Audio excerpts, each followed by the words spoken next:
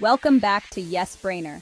Have you ever noticed how some people just seem to navigate social situations with a natural grace and understanding?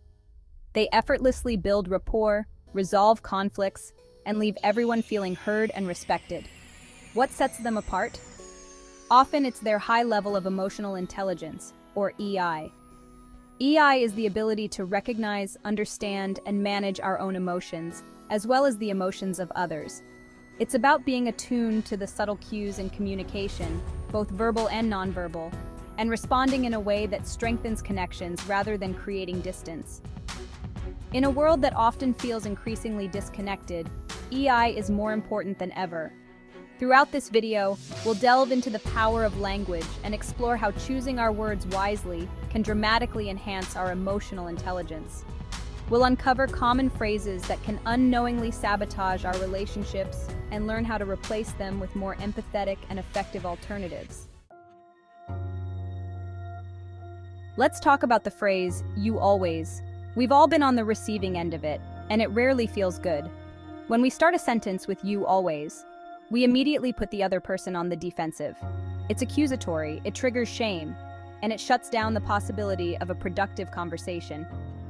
Think about a time when someone said, "you always," to you. How did it make you feel? Probably not great. These feelings are natural responses to feeling blamed. When we feel blamed, our instinct is to protect ourselves, which often leads to defensiveness and counter-accusations. Now, imagine approaching the same situation with a focus on your own feelings and experiences. Instead of, "you always leave the kitchen a mess," try, "I feel frustrated when the kitchen is left messy." By shifting the focus from blaming the other person to expressing our own emotions, we create a safer space for dialogue. This approach is less likely to trigger defensiveness and more likely to encourage understanding and cooperation. So the next time you're tempted to utter the phrase, "you always," pause, take a breath, and ask yourself, "what am I feeling? How can I express this in a way that invites understanding rather than blame?" Calm down. Two little words that often have the opposite effect. Telling someone to calm down can feel incredibly invalidating. It's like saying their feelings are wrong or an overreaction. All emotions are valid, even the messy ones. Instead of shutting down emotions, meet them where they are. Say, "I understand this is upsetting. Let's talk about it." This shift communicates empathy and a willingness to listen. Acknowledge their feelings and offer support. This fosters connection and strengthens relationships. "That's not my problem." These 4 words can be incredibly isolating, especially in a team or family setting. While it's true that we're not responsible for solving everyone else's problems, this phrase often comes across as cold, uncaring, and dismissive.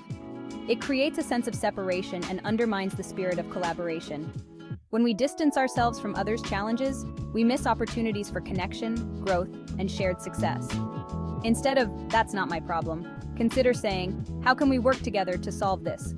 This simple shift in language transforms a dismissive statement into an invitation for collaboration. Imagine a colleague is struggling with a project. Instead of saying, "that's not my problem, you're on your own," try saying, "I understand you're feeling stuck. Is there anything I can do to help? Maybe we can brainstorm some ideas together." By offering support and a willingness to collaborate, you're not only helping to solve the problem, but also strengthening the relationship and fostering a more positive and supportive environment. Remember, we're all in this together. You shouldn't feel that way. These words, though often well-intentioned, can be incredibly invalidating.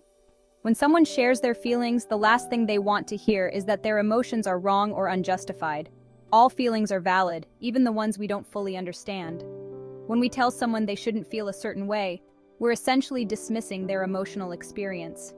Instead of trying to dictate someone's emotional response, let's try to validate their experience.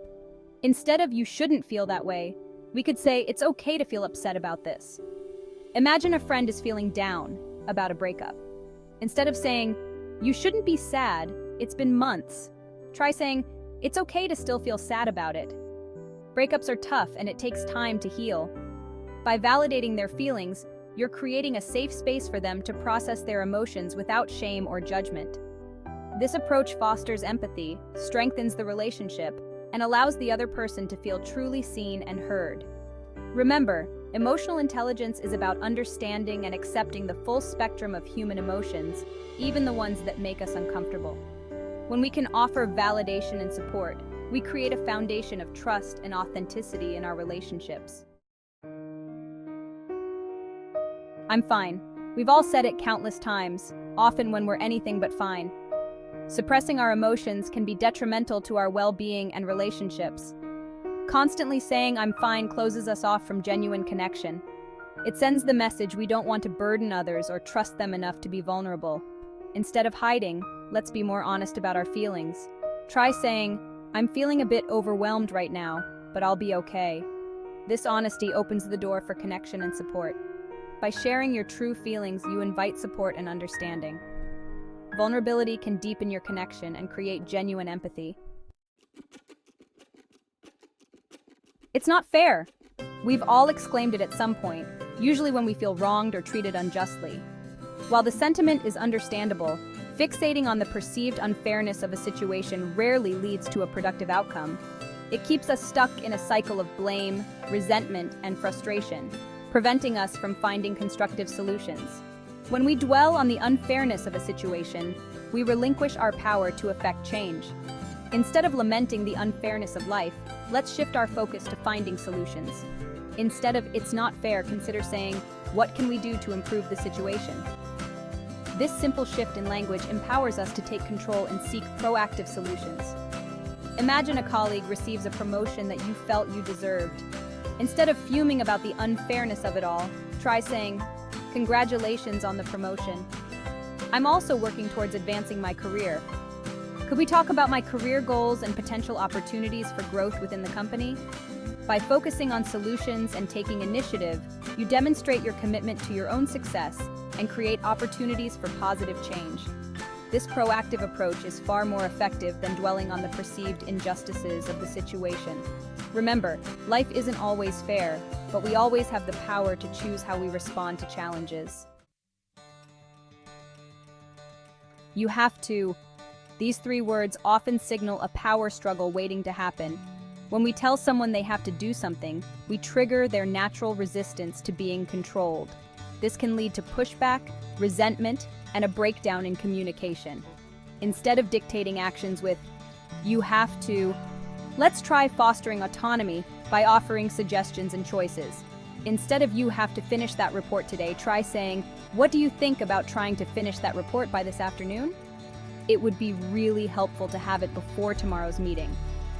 By presenting the task as a suggestion rather than a demand, you're respecting the other person's autonomy and giving them a sense of ownership over their work. This approach is more likely to elicit cooperation and a willingness to meet your request. By fostering autonomy and offering choices, we create a more collaborative and respectful environment where everyone feels empowered to contribute their best work. I can't. These two little words can feel like an insurmountable roadblock. Saying "I can't" closes us off from growth and opportunity. Instead, say "I'll give it my best try," or "How can I make this work?" Imagine a daunting new project. Say, "This is a great opportunity to learn and grow." A growth mindset opens you to new experiences and skills. This approach leads to incredible personal and professional growth. Replace "I can't" with "I'll try and embrace possibilities." As we've explored throughout this series, the words we choose have an immense impact on our relationships and our own emotional well-being. By becoming more mindful of our language and replacing emotionally draining phrases with more empathetic and empowering alternatives, we can enhance our emotional intelligence and create more fulfilling connections. Daniel Goleman, a pioneer in the field of emotional intelligence, eloquently states, "Emotional intelligence is the single most important predictor of success in life. It's about understanding and managing our own emotions while also navigating the emotional landscape of our interactions with others."